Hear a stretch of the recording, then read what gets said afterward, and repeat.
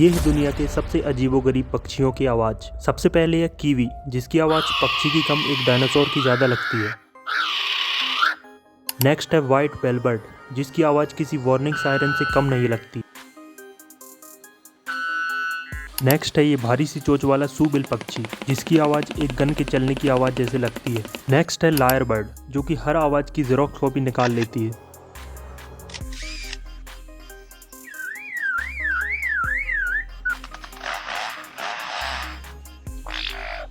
Next है लून, जिसकी आवाज़ किसी डरावनी फिल्म की याद दिला देती है।